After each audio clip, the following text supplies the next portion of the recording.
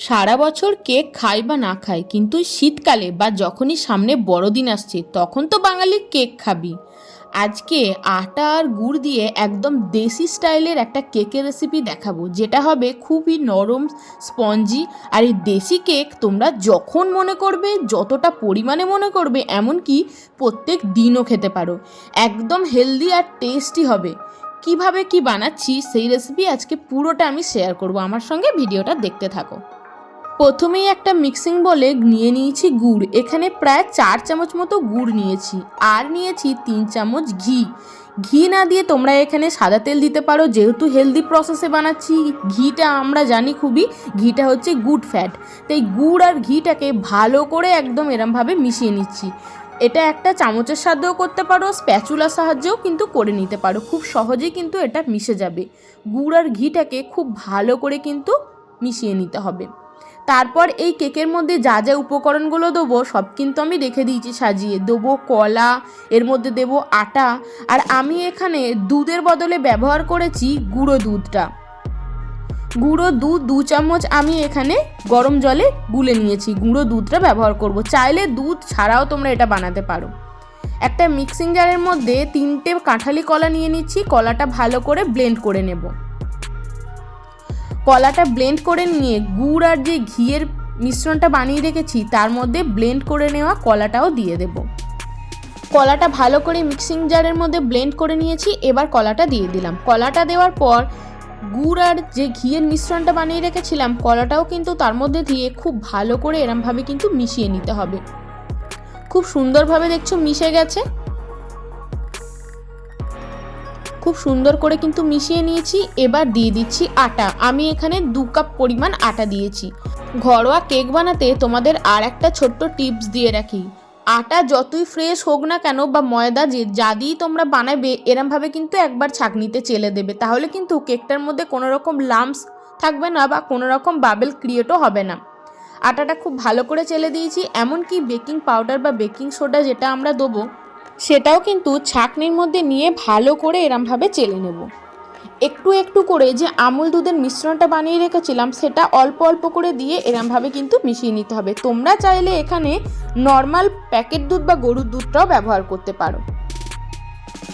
এবার দেখো, আমরা 1 চামচ দিয়ে দিয়েছি বেকিং পাউডার আর 1/2 চামচ দিয়ে দিয়েছি বেকিং সোডা।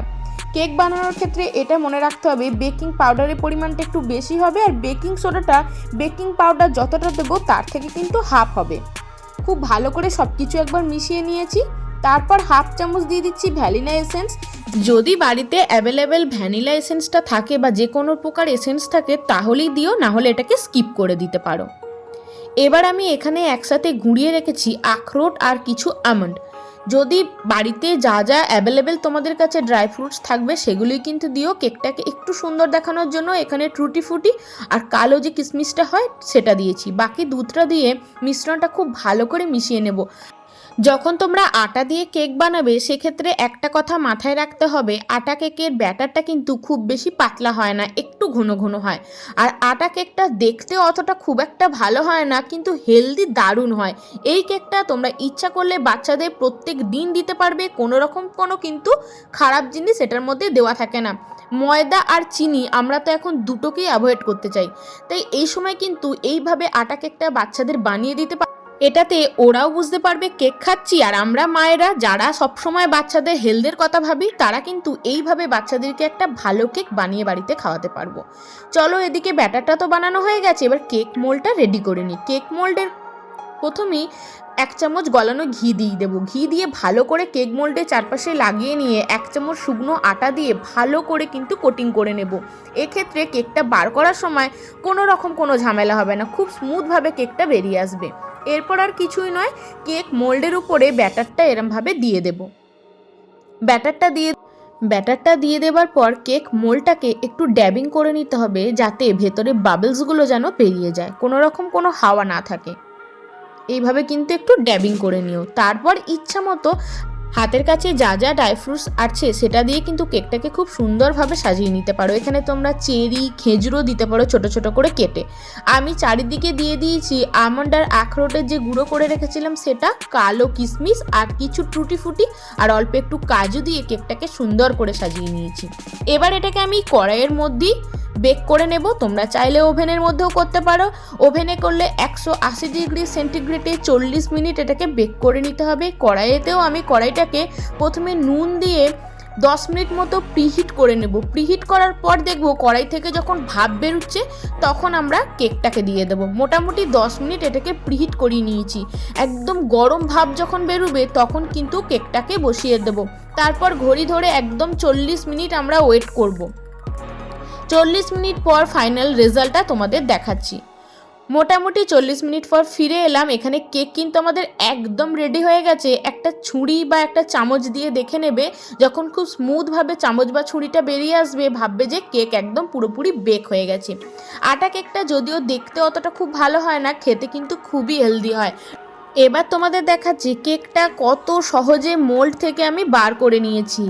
একদমই কোনো রকম কোনো পরিশ্রম করতে হয়নি, সহজে স্মুথভাবে কেকটা কিন্তু বার হয়ে এসছে। তলায় যেমন আমি কোটিংটা দেখিয়েছিলাম, প্রথমে ঘি দিয়ে তারপর যদি একটু আটা বা ময়দা ছড়িয়ে দাও তাহলে কিন্তু কেকটা খুব সুন্দরভাবে বেরিয়ে আসবে। আর কতটা নরম আর স্পঞ্জি হয়েছে তোমাদের কেটে দেখাচ্ছি। এইভাবে বাড়িতে অবশ্যই বানাও। আর আমার দেখানো এই আটা আর গুড়ের কেকটা তোমাদের কেমন লাগলে অবশ্যই জানিও। ভালো লাগলে লাইক করো, বাচ্চাদেরও বানিয়ে খাওয়াও। বাচ্চা থেকে বড় সবারই জন্য এই কেকটা খাওয়া খুবই হেলদি আর টেস্টিও বটে। আমি তো প্রায়ই এই শীতের সময় এইভাবে কেক বানাই আটা আর গুড় দিয়ে। বাড়ির বড়রা বাচ্চারা সবাই আমরা এনজয় করি। রেসিপি ভালো লাগলে লাইক করো, ফ্রেন্ডস ফ্যামিলির সঙ্গে শেয়ার করো। সবাই খুব ভালো থেকো।